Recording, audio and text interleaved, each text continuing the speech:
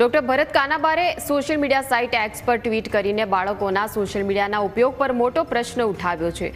વિશ્વના અનેક દેશોમાં 16 વર્ષથી ઓછી ઉંમરના બાળકો માટે સોશિયલ મીડિયા પર કડક નિયંત્રણો લાગુ, ઓસ્ટ્રેલિયામાં સોશિયલ મીડિયા પર પ્રતિબંધ, મલેશિયામાં 2026થી અમલ, ડેનમાર્ક કડક કાયદાની તૈયારીમાં છે। અમેરિકાના અનેક રાજ્યોમાં પણ બાળકોના સોશિયલ મીડિયાના ઉપયોગને લઈને કાયદા પસાર।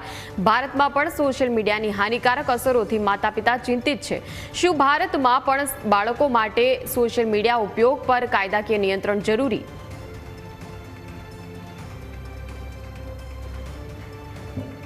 તો સોશિયલ મીડિયા સાઇટ એક્સ પર ટ્વીટ ડોક્ટર ભરત કાનાબારનું, જેમાં ઓસ્ટ્રેલિયાએ 16 વર્ષથી ઓછી ઉંમરના બાળકો માટે સોશિયલ મીડિયાનો ઉપયોગ પ્રતિબંધિત કર્યો છે।